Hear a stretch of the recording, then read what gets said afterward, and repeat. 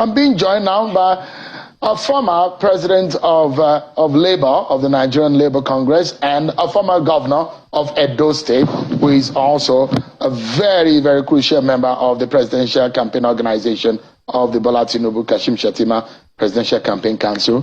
Comrade Adams Oshiomhole, thank you so much indeed for joining us tonight. Shiu, thanks again for having me. Interestingly, you're not in your usual carbon brown color, what will I call it, attire? Yeah, maybe it's a sign of victory, because in my part of the country, white symbolize peace and victory. Like when you use white chalk or you're already whatever. Feeling that you're going to have victory. Yeah, when we look at our opponents, we can make assumptions as to how we stand relative to our opponents. What makes what are you saying? What are you saying? You may probably say something that we're not saying. What are you hearing? You know, politicians have some. They say that sometimes in politics, yes, you look beyond the surface. There are also the supernatural that you also bring into the fray. In this case, everything is on the surface. If you can't see it, it's because you are not looking hard enough. Tell us. And with the aid of your glasses and my glasses, you should see it. Tell us, what are you saying? What I'm saying that makes you think that Bola Tinubu, is ahead in the race. First, there are three main candidates, and there are several other. There are 15 all of them, actually. Yeah, and they are all very competent people, good Nigerians. I believe they all have good intentions. But as I've heard from you repeatedly in this program, you talk about three leading candidates. Okay, so if we talk about those three leading candidates, and sometimes you proceed to mention their names or their parties. You talk about Atiku Abubakar, you have just shown him rather generously, and you speak about my dear friend, Mr. Peter Obi of the Labour Party, and then Bola Ahmed Tinubu of the All Progressive Congress. It is no secret that you have at least 5 governors who are, including governors that matters in the South-South, where you talk about the stronghold of PDP. Now, some of the governors revolting against Atiku are from that part of the country. And you talk about our candidate for the first time going to Baramatu Kingdom. I'm not even sure that a PDP candidate has ever gone to that place, because they have always taken it for granted. And so PDP is a house divided against itself, and the real damage be done to the reputation of PDP candidate Atiku Abubakar is that governors, not unknown quantities, governors, state chief executives, who have never decamped from PDP, who can be called PDP indigens, they spoke to the fact that you can't trust the PDP candidate, Atiku Abubakar, and therefore they withdraw from his campaign council. And even the immediate past governor of Ondo State, Mimiko, is in that group. Where he went to today, he did have the honor of being received by perhaps the most high-profile politician in that state. So this is not secret to be uncovered. So you know it. You talk about it all the time. So, as they say, even in the background I'm coming from, you introduced me correctly, and I'm very proud of that. As former president of the NSC, we always say that united we stand, divided we fall. So if 5 people have reason to question the character of Atiku Abubakar, that you can't trust his word, that he can't even manage his own party, he can't grant concessions, he's so fixated about certain things, he's totally insensitive to Project Nigeria, the need to keep Nigeria together. He could go to a place like Kaduna and speak to a part of the country and say, don't vote for a Yoruba man. He didn't say don't vote for Tinubu, because that's a huge difference. You might say don't vote for Tinubu, but when you say don't vote for a Yoruba man, and you say these people who call themselves ethnic nationalities, don't vote for Yoruba, don't vote for an Igbo man, the Igbo nation. So, because the man is Igbo, it doesn't matter. The fact of being Igbo makes him unelectable. A man who seeks to govern Nigeria has said this publicly on record. How can you trust him? You can't manage your household. You are a serial divorcee, and you want to preach unity, family unity to me? No, that's not that. So it's not difficult to see why Atiku can't win. He can't. I've had because also remember, Shehu, when he had the benefit of a joint ticket between Atiku as presidential candidate and Obi as vice presidential candidate, he got all the votes, and he had his wife. I hear they are separated now, or the divorce is in court. Jennifer, who he later converted to Jamila. Even with that all going for him, went to the East, I told them, your daughter is my wife. He got all the votes in the East, but he couldn't make it. Now, between him and Obi, they are falling apart, just like he has fallen apart with many PDP governors. So what miracle does he have? Because unless you know what I don't know. But if it is based on what people can see, because politics is this house is broken. So we might be able to analyze based on the science of what we are saying. And part of it is that there are a few factors that are maybe of advantage to your party, and of course there are disadvantages also for your party. And for the other parties, Labour Party, ABGA, AAC, and the rest of the political parties, they have their advantages, and they also have their disadvantages. That is like now, one of the advantage that your party has had over the last 2 election cycles is that you have a unique candidate who undoubtedly has brought to the fore nothing less than 10 million votes, and he has done that consistently. That man will not be on the ballot any longer. Now, this man had gone head-to-head with the man Atiku Abubakar that you have talked about. Now, these are 2 strong men who have gone to the contest several times and tested it. Bola Tinubu is going to the ring for the very first time at this level.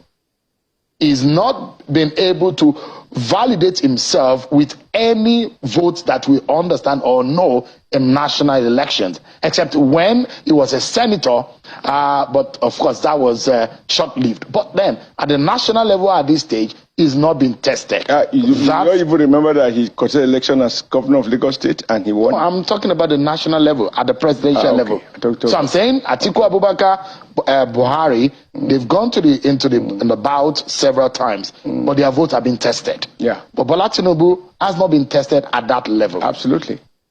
Absolutely. Isn't that? If you are a good sportsman, and particularly if you watch boxing, or if you have been following the recent World Cup, you will find that some teams that have been in the World Cup and some that have never appeared, this year edition, they are making a huge, bold statement, redefining the name of the game and playing it differently and putting the traditional champions on notice that the world is changing, it can never be the same again.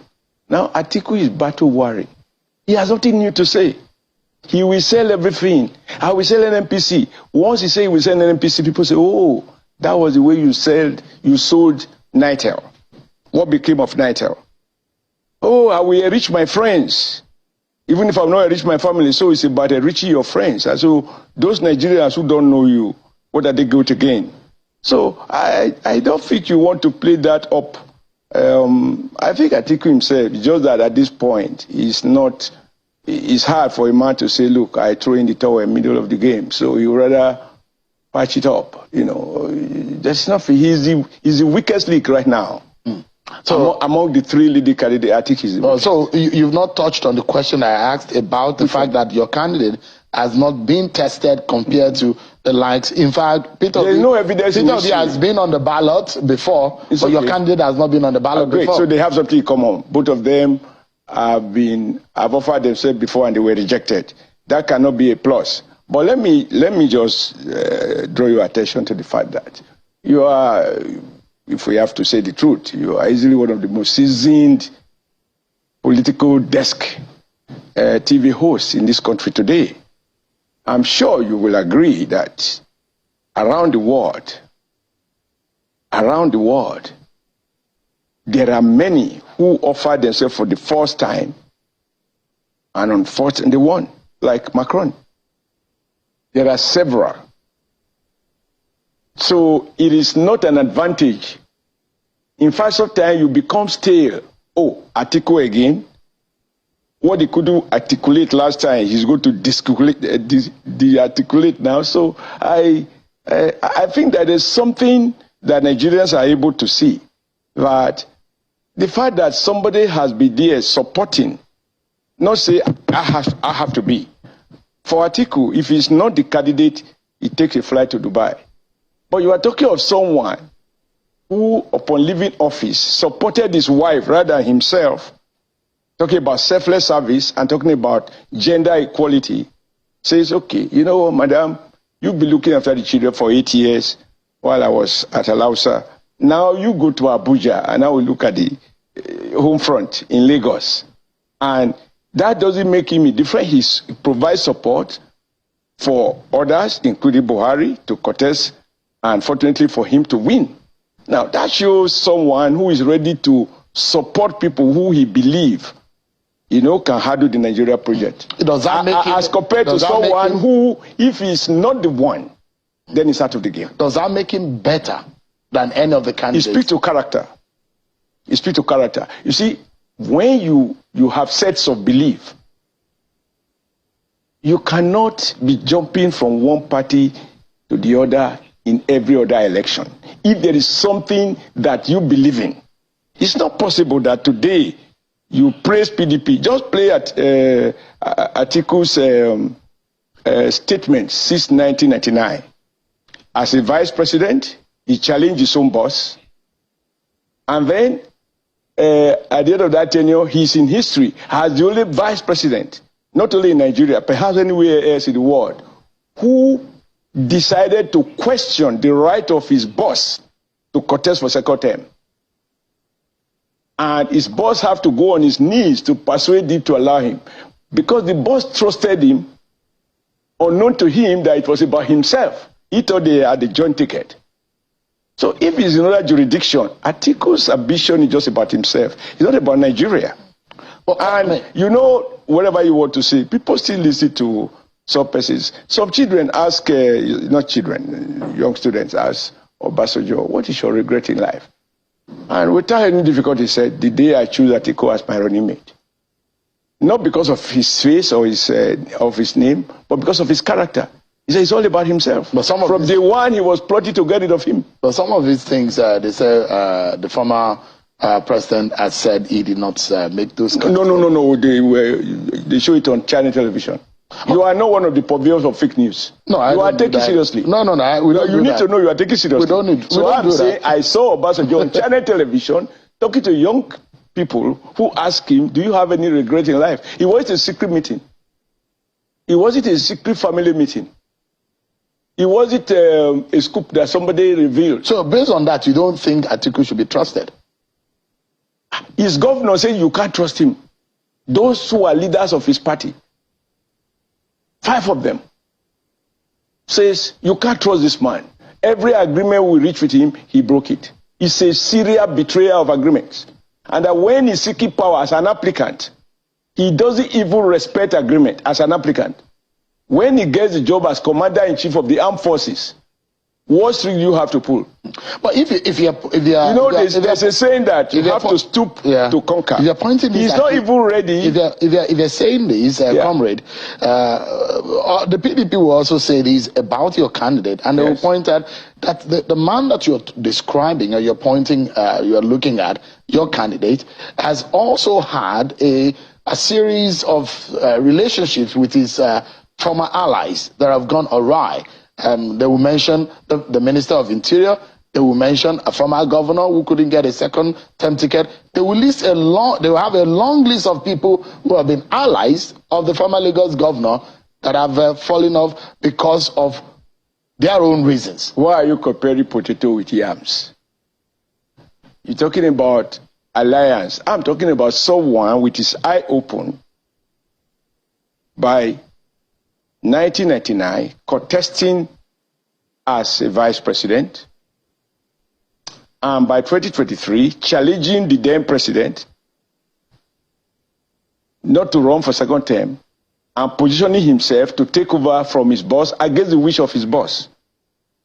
And once he lost out, he's on record, listening attentively, decamping as a sitting president, vice president, decamp it to ACN, so that he can get the presidential platform to challenge, to contest for presidency. It didn't matter to him all that PDP had offered him. Our candidate has never decamped. When they took his party from him in the manner that they did, which is no secret, he simply formed another one. And from there, they form alliance. You can't find anywhere he has decamped. That's about character. So what are you telling Nigerians about tonight? That's about consistency. That's about having sets of beliefs. And it's not a coincidence that every party that is associated with is a progressive party. The word progressive is in it. Because it's about character. It's about what you believe in. Now, if you're talking about those who benefited from his leadership, those he picked, built them all like the Minister of Internal Affairs, and he believes he has grown up, and he now is now a big boy. He can live on his own and he walk away. There's nothing wrong with that. You can't blame Ashwaju for that. You may wish to ask the guy, given that, but for this man you would have been known. Why will you do this? Many of us didn't know that Adegbeshola is not from Oshu State until he was posted, until he went to Oshu to contest election. We knew him as Commissioner of Works, Lagos State, for 8 years. Before then, I didn't know him. Now, where did you mention that he supported Ambode and he left? Was there a vacancy in Lagos? They brought a young man who everybody you can see is doing a much, much better job. Babajide Sanwo-Olu. Babajide Sanwo-Olu. You can't compare Sanwo-Olu's, look at the way he managed COVID in Lagos. Look at Fashola. I bet you are being selective. You actually speak it to the finest quality of Ashwaju, to catch them young, identify them young, build them up, mentor them, and challenge them with position of responsibility. If you know, there was one interview I watched on channel television. It was hosted by Khadija also. She asked Atiku, who have you built?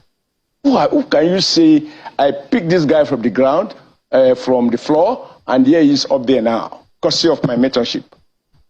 And he said, now, I saw him now talking about education in Ondo State. What is the level of illiteracy in Adamawa where he come from? After being vice president for 8 years, what did he do to reduce the level of illiteracy?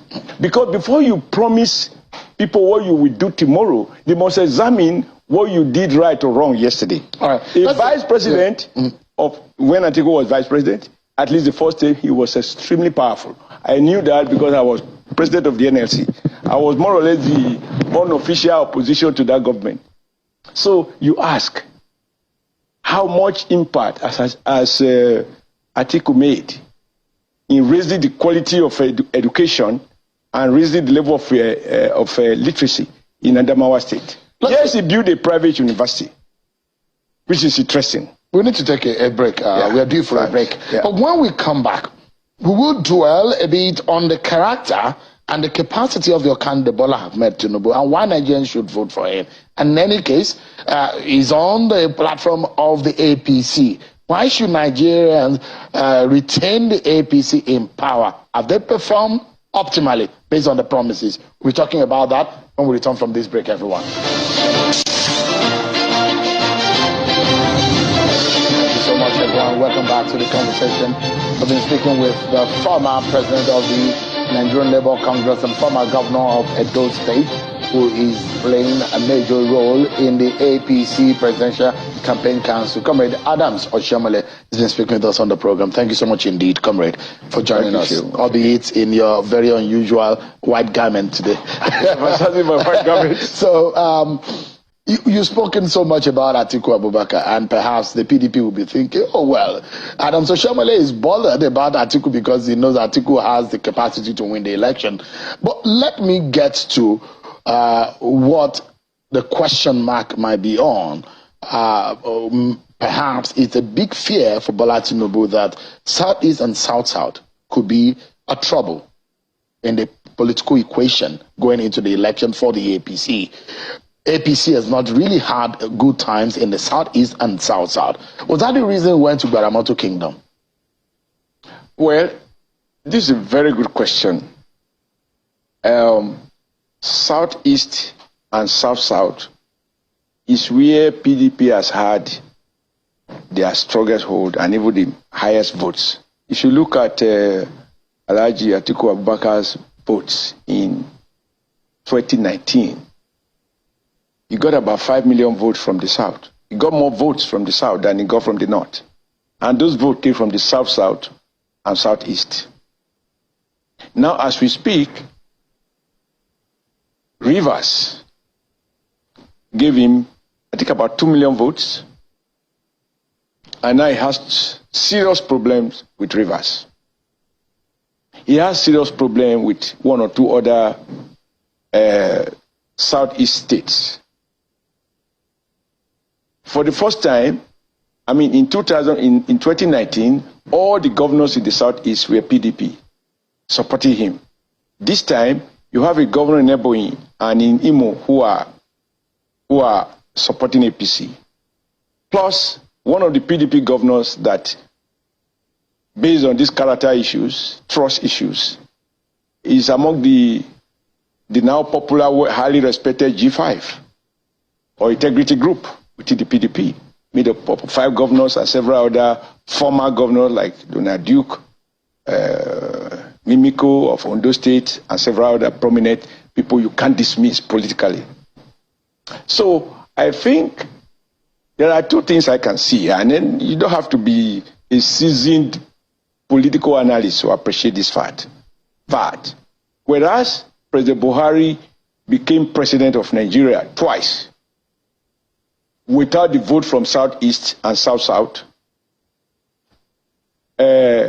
candidate Bola Ahmed Tinubu this time has 2 Southeast governors working hard for him in Imo and in Ebonyi State, which we didn't have before. Buhari did have that benefit in 2015 and 2019. And like you rightly said, he went to Baramatu Kingdom, which for me, as in Delta State, speaks to several issues about his views about Nigeria. Going to a place that none of his predecessors, I mean, those who have governed Nigeria, in the course of electioneering, they take those people for granted. They just cope with the pollution. I'm sure the people in that area are honored that for the first time, a presidential candidate consider it worthwhile to come to them and solicit for their support.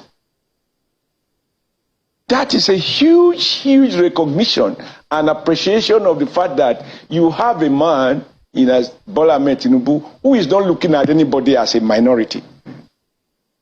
Every part of Nigeria matters to him. Whereas maybe previous ones, Atiku has been there. Maybe now, I would be surprised if he tried to arrange a quick visit. Like he has arranged. Well, I mean, because you are in the inner circle of the APC. Yes. Aren't the G5 working with your party? If the G5 are working for our party, they are bold enough to say where they are working for. It's not me to ask. You should ask them.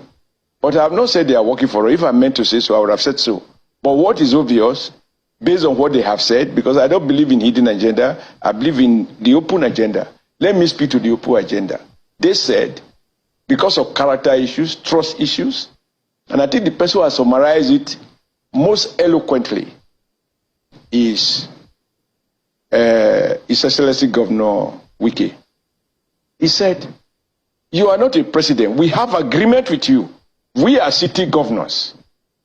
Whether you like it or not, a city governor is more potent than a presidential aspirant because he is governing and superintending over a subnational government. So you have agreement with us as subnational government, and you being an applicant who is still at our mercy, once you pass through the first order of the primaries, you renege on the agreement. And that is why he now danced to this very interesting music. Agreement is agreement. You don't obey agreement, then I will not trust you. And really, you know, all of these promises that politicians make, it's about trust. Why should you trust? So if this man, as an applicant for the office of president, we not obey agreement he voluntarily entered into with governors. These are very serious people. So let me now take you to... so why will you obey an agreement with you? So the thing is that our candidate is saying every part of Nigeria matters. And there is no better way to promise the Niger Delta people that they will not be the proverbial fish that can't have access to clean water to drink. Because by going there, he can see for himself, and I'm sure he saw for himself, the condition of the people, and he doesn't need to rely on briefing to be told what pollution means, whether it's air pollution, water pollution, environmental pollution, and all of those things that have destroyed farmlands and so forth. Comrade, talking about agreement, your party, the APC, made an agreement with Nigerians. And several times they've said, look, there won't be queues on the road. But, I mean, the picture see... You use the correct words. In campaigns, you don't make agreement. You make promises. But there's a huge difference. Your party, I'm saying your party has an agreement with the Nigerian people. No. Your party has engaged the Nigerian people. That's why they voted them into government. And when they gave them the power to be in government, your party has an agreement with Nigeria to protect lives, to make their protect lives and property, and make their lives better. These are the agreement that they made with the Nigerian people with their votes. But if you look at the queues that you see, I mean, interestingly, you're a former president of the NLC. And I bet you that if you were the NLC president at this time, you probably would have taken your colleagues to the street. How difficult is it to ensure that... About what? About the fuel queues that we're seeing. Yeah. Are they necessary? No, I have no answer to that because I don't know the cause of the queues. Let me play a soundbite of the Ipman president who was on the program yesterday. We'll play you that soundbite in a moment, who was saying that simply there was a breakdown of the pipelines of the NNPC, and so there are third parties who are helping to distribute it, and that way it's raising the price of the commodity. But the question is that how can you have a government that has spent almost 8 years in office, and we have oil, well, one of the largest oil producing countries in the world, and yet we are not able to refine, and that Nigerians are now suffering every day, having to queue on the road every day. And so what would you tell Nigerians that, look, our party is fit enough to get your vote again or the third time? Okay. So this is very simple. First, you use the word breakdown. Now, systems can suffer failure. Even you do breakdown. There was a time I called you, I said, I did see you for 2-3 consecutive days, and you said you were ill-disposed, which means your system failed you. But as soon as you recover, you go back to the desk. So if you have an accident or breakdown, it's not a basis for a long-term decision-making. Number two, we must ask the question, who destroyed the refineries? What was the condition of the refineries by 1999? From 1999 to 2015, PDP was in power for 16 years. During these 16 years, if they bring out the figures, what they claim to have spent maintaining these refineries, you will faint. And a PDP president decided to privatize the refinery. That was Obasanjo, towards the tail end of his tenure. Another PDP president came and revised the privatization, promising 6 months that fuel will be available. 16 years later, you remember that part of the problem, one of the huge crises that President Jonathan faced was dealing with this issue. And I'm on record as one of the few governors who said this is not a party matter. We have to act as statesmen and protect the system, because if Nigeria fails, God forbid, there's no country, we don't have a neighboring country where we can migrate to. We can absorb all the other countries around us, but they can absorb us. So if you talk about maintenance of the refinery, you will have to trace the history to 60 years of PDP. They couldn't fix the refineries for 6 years. Now, a couple of things that I believe this government has done in this area. They managed to get past the PPIB into law. That is something that has been on the drawing board for God knows how many years. And we are all persuaded to believe that without that law, we're not going to attract the right investment to that sector. Now, that has been done. And order this government, because every government speaks to how the private sector should be the engine of growth. That seems to be the in thing. Not state control, not state ownership of business. Even candidate Atiku speaks about privatizing NPC. But to the credit of President Buhari, and additionally credit to Bola Ahmed Tinubu, that his vision to set up a free trade zone in Lagos attracted the private sector investment, the Aliko refinery, which is going to be the second largest refinery in the world by a Nigerian, located in Lagos. Now, why Lagos? Lagos is not known to be the highest or one of the major oil producing states. So why Lagos? Because Lagos created the enabling environment. They thought through the idea of a deep sea port. You remember how Eko Atlantic used to overrun Victoria Island, fought it back, and reclaim a place we now call Babbage. No. The Babbage. No, we now call it. I think it's now called Eko Atlantic, which is now a very beautiful area. The land they reclaimed from the Atlantic Ocean is almost as large as Victoria Island, and that is why some of us say a man who can fought the Atlantic Ocean and reclaim it and turn it to a high-profile area, you can't compare him to somebody from Anambra who, according to the current governor, presided over a state that, according to Soludo, is the headquarters of gully erosion. But the reclamation was, if not in the world, the reclamation of the Atlantic was during Pashala days. Yeah, but the planning didn't start there. These things, there's a long-term program. If you ask Fashola, he will tell you when the decision was taken, how they went to Singapore, how they were inspired to do a couple of things and decide that this is the long-term solution to this perennial problem. Comrade, the question I'm asking you tonight is, why should Nigerians consider your party to lead this country again in 2023? Has your party deserved it? If we don't deserve it, who deserves it? Those who mismanaged the country for 16 years, so bad that they themselves, I remember, if you were to check, and I know you are a very smart guy, check your visuals, do some research. You will find where somebody like the former Senate president and a few others, when they form what they call, before they form a new PDP, and eventually they come to APC. You remember that there was this debate about changing the name of PDP because PDP was no longer electable because of the damage they did to Nigeria at a time when the oil prices for about 5 consecutive years, we were crossing over $100 a barrel, or at a point $140 dollars a barrel, producing over 2 million barrels per day. And yet, the economy became what it was. So the Nigerians were so fed up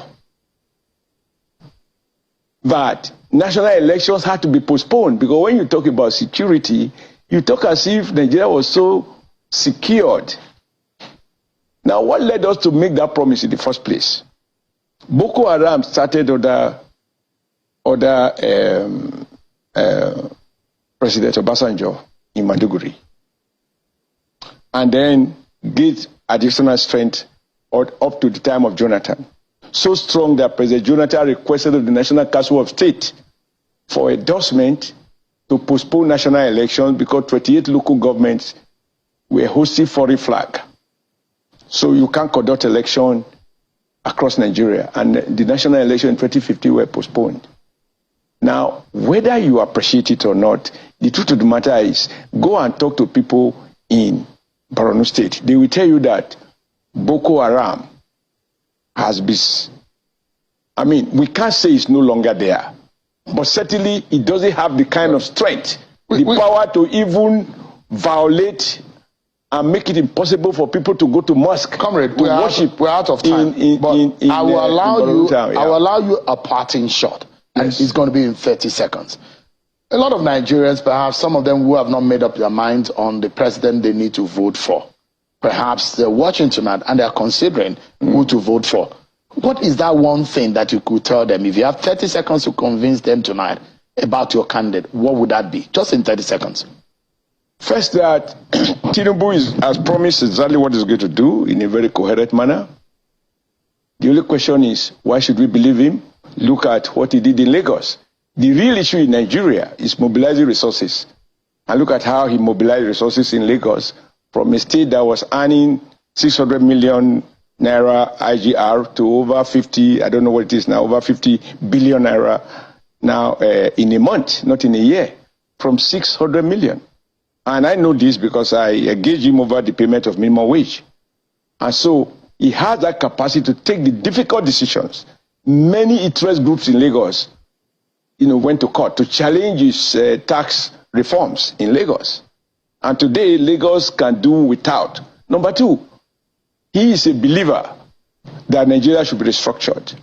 And he tried to breathe air to it when he decided to create new local governments in Lagos, which President Obasanjo fought him and decided to hide under the guise of that reform to stop allocation to local government. So he's a believer that states should have, 30 seconds is over. the federative units should run their own affairs.